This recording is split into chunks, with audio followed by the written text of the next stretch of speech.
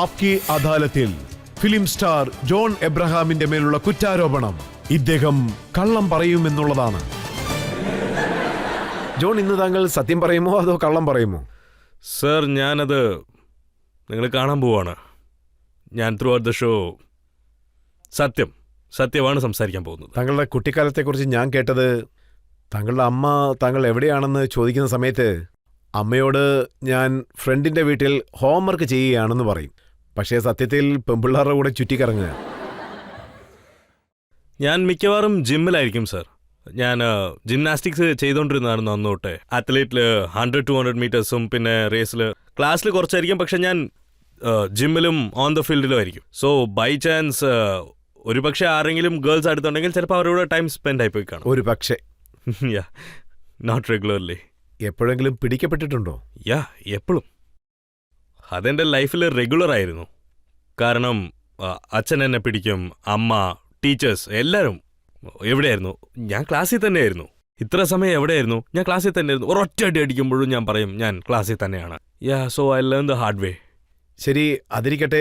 ജീവിതത്തെ സംബന്ധിച്ച് താങ്കൾ അമ്മയോടാണ് കൂടുതൽ അറ്റാച്ച്മെന്റ്? കംപ്ലീറ്റ്ലി ഞാനത് അക്സെപ്റ്റ് ചെയ്തോളാം. ഞാൻ യങ്സ്റ്റേഴ്സിനും അത് തന്നെയും പറയാനാണ് വരുന്നത്. ഈ ഒരു കാര്യം മനസ്സിലാക്കണം. ഫാമിലിയാണ് ലൈഫിൽ ഏറ്റവും ഇമ്പോർട്ടൻറ്റ്. അതല്ലാണ്ട് വേറെ ഇമ്പോർട്ടൻറ്റ് കാര്യം ഒന്നുമില്ല നമുക്ക്. മോം ആൻഡ് ഡാഡിനെ ശ്രദ്ധിക്കേണ്ടതാണ് നമുക്ക് ഏറ്റവും ഇമ്പോർട്ടൻ്റ് ആയിട്ടുള്ളൊരു കാര്യം. Just take care of mom and dad. അവരെ ഒരിക്കലും കൈവിടരുത്. അതാണ്. പിന്നെ ഞാൻ എന്തുകൊണ്ടാണ് മമ്മാസ് ബോയ് എന്ന് വെച്ചാൽ അമ്മ എനിക്ക് ഭക്ഷണം ഉണ്ടാക്കി തരും. അമ്മ പാർസി ആയതുകൊണ്ട്, അതായത് സുരാഷ്ട്രൻ ഗുജറാത്തി ആയതുകൊണ്ട് ഞാൻ കാബൂൾ എക്സ്പ്രസിന് വേണ്ടി അഫ്ഗാനിസ്ഥാനിൽ പോയി. എനിക്ക് താലിബാനിൽ നിന്ന് ത്രെട്ട് ഉണ്ടായിരുന്നു. അപ്പോൾ ദേ വോണ്ട് ടു കിൽ മീ. അപ്പോൾ എനിക്ക് അമ്മ വിളിച്ച് ഫോൺ ചെയ്ത് ചോദിച്ചു ബോന കാതു, അതായത് ഭക്ഷണം കഴിച്ചോന്ന്. അപ്പം ഞാൻ അമ്മ എന്നെ ഇവിടെ എല്ലാവരും കൊല്ലാൻ നോക്കുക, എങ്ങനെ ഞാൻ കഴിക്കുന്നത്? So mothers just love feeding. എനിക്ക് കഴിക്കാനും ഭയങ്കര ഇഷ്ടമാണ്. എനിക്ക് ഭക്ഷണം, I love eating my food. താങ്കളുടെ സിനിമകളിൽ കൂടുതലും ഹിറ്റായി കഴിഞ്ഞതാണ് ഗരം മസാല, ധൂം, ദോസ്താന, പിന്നെ ന്യൂയോർക്ക്. ഇതെല്ലാം നല്ല സിനിമകളാണ്. താങ്കൾ നന്നായിട്ട് അഭിനയിച്ചിരുന്നു. പക്ഷേ ഇതെല്ലാം മൾട്ടി സ്റ്റാറാണ്. അതെ. അതായത് മറ്റുള്ള സ്റ്റാറുകളും ആ സിനിമയിൽ ഉണ്ടായിരുന്നു. അതെ. താങ്കൾക്ക് ഒരിക്കലും തോന്നിയിട്ടില്ലേ ജോൺ എബ്രഹാം ആക്ടർ ഒരു സോളോ ആയിട്ട് സിനിമ ചെയ്യണമെന്ന്? അതെ, ജിസം എന്റെ ഫസ്റ്റ് ഫിലിം ആയിരുന്നു. അതൊരു സോളോ ഫിലിമാണ്. That also works because of Bipasha Basu. അതെ, ബിപാഷ ബാസു. അവര് ആ സമയത്ത് വലിയ സ്റ്റാർ ആയിരുന്നു. It works because of her. അതും പറഞ്ഞ് ഞാനിനി വെറും കമേഴ്ഷ്യൽ ഫിലിംസ് മാത്രമാണ് ചെയ്യാൻ പോകുന്നതെന്നല്ല അതിന്റെ അർത്ഥം. ഞാൻ ഡിഫറെന്റ് കൈൻഡ് ഓഫ് ഫിലിംസ് ചെയ്യാൻ പോവാണ്. എല്ലാം അറ്റൻഡ് ചെയ്യാൻ പോവാണ്. And I believe that I am a solo commercial hero and it step in to the direction. ഞാൻ എന്താണ് ശ്രമിക്കാൻ പോകുന്നതെന്ന് വെച്ചാൽ എന്റെ ഓഡിയൻസ് ജോൺ അബ്രഹാമിന്റെ ഫിലിമിനാണ് വന്നിരിക്കുന്നതെന്ന് അവര്. So I hope everyone should enjoy the film. That's why together.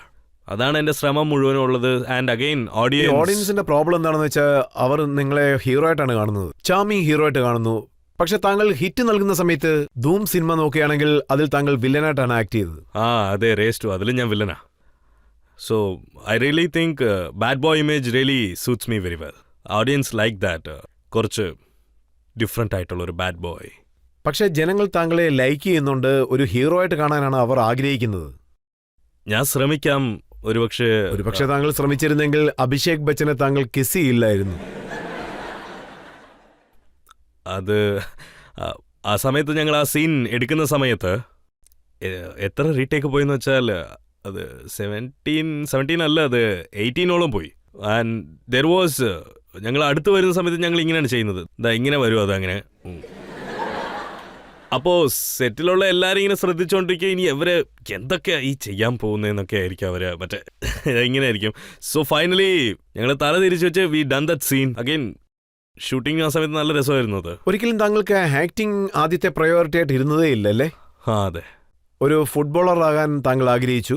അതെ, ഞാൻ ആ ഫുട്ബോൾ A ഡിവിഷനിലായിരുന്നു കളിക്കുന്നത് ആ സമയത്ത്, ഫോർ എ ക്ലബ്. ആ സമയത്ത് ലൈഫിൽ എനിക്കൊരു പുതിയ ഓപ്ഷൻ കിട്ടിയിരുന്നു.